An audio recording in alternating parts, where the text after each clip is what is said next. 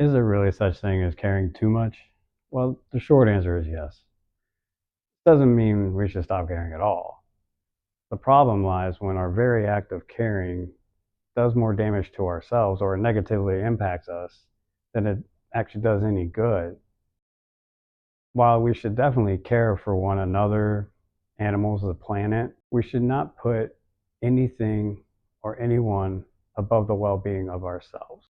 Caring too much is a hindrance to our own happiness and manifestations coming to fruition. It is an obstacle or roadblock that needs to be moved out of the way so that we can pursue the life that we wish to live. So, what are some of the ways that people care too much? Well, in this video, I'm going to touch on what I believe are the two biggest ways that people care too much and how we can navigate past that. But before we go any further, if you're new here, hey, what's up? My name is Kyle. Welcome to my channel. I just talk about spiritual things and living a spiritual life and maybe even some life advice. So if you're new here, please consider subscribing. Don't forget to like this video and comment. Comment what part really resonates most for you. I'd really like to hear. I believe people care too much is caring too much about what other people think about them. This could be anyone. I mean, a stranger, a friend, family, someone online, anyone. I think this has become especially apparent since the advent of social media. Everyone's life is online now, and it isn't just the younger generations either. Anyone can weigh in on anyone's life with their 2 cents and their opinion without very little recourse. As a registered nurse, I see younger generations diagnosed with anxiety almost daily.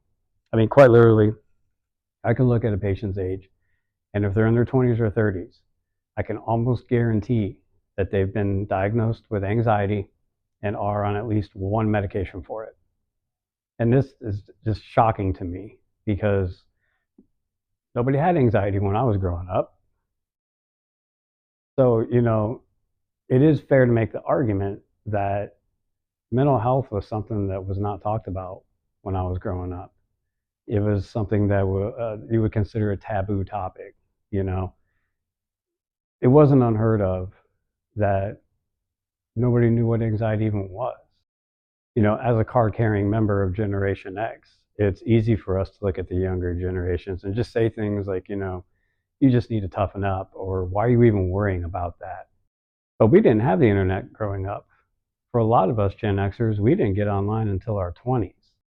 We were limited with the amount of people that we interact with because it had to be done in person.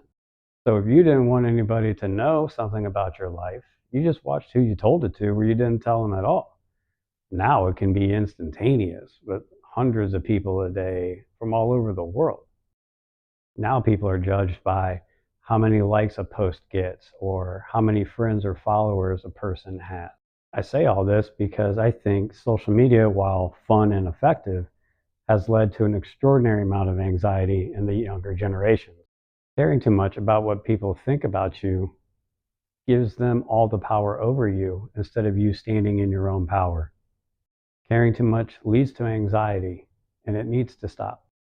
Stop caring too much about who liked your post or who commented on your post and what they said. Stop caring in general about what other people think about you.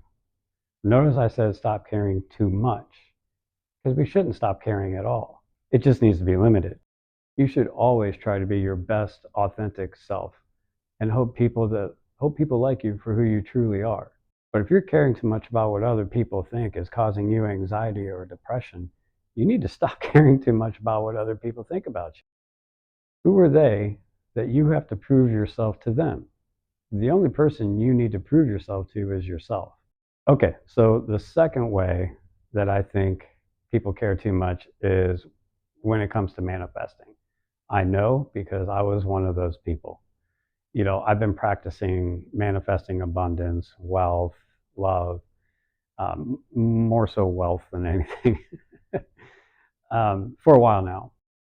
I used to think that the only way I can get rich is to start a business and build it up. I would drive myself crazy trying to come up with a good business idea. I already have an online business right now, not doing very well, and I'm actually considering shutting it down.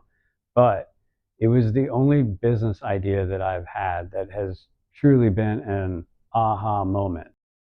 And I was desperately trying to find that again. But the more I would try, it would seem like that good idea was farther and farther away. Have you ever had that where you want something so bad and you work at it so hard and it seems like no matter how hard you work at it, it's harder to get? Well, same is the case here. I finally said, screw this. I mean, I was driving myself crazy. So I finally just said, God, I will do whatever it is you want me to do. I trust in your divine plan for my life, and I will go where you guide me. Now I consciously choose to live each day in the moment, which I believe we should all be doing. By telling the universe that the only way wealth can come to me is through a successful business, I'm limiting myself.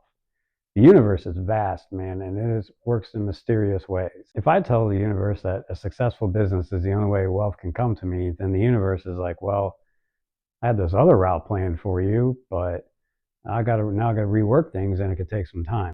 By limiting yourself, you're keeping away any and all opportunities that the universe can bring to you to make wealth. You're only sticking to one way. I personally am open to any and all opportunities that are morally right to make money. If I had just stuck with a business is the only way to get wealth mindset, then I wouldn't have manifested the money that I've received in the last couple of months the way I have. You know, the same thing can be said if you're trying to manifest love.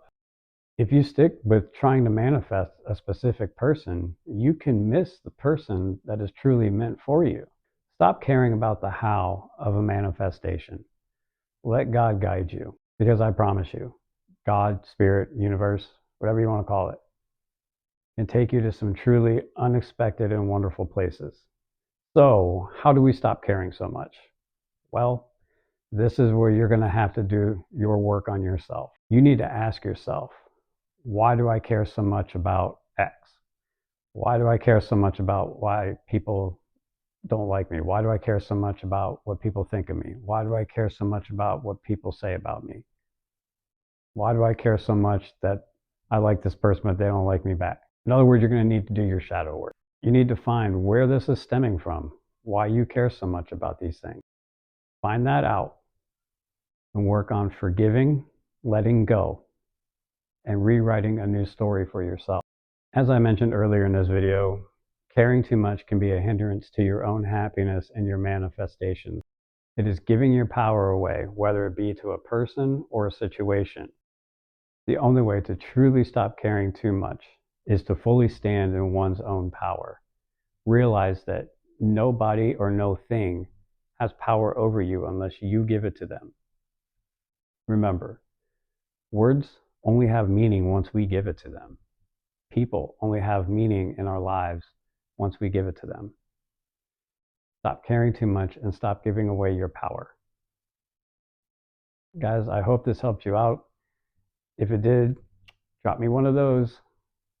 All right, guys, I'll see you next time. Until then, I wish you guys nothing but love and light. Bye.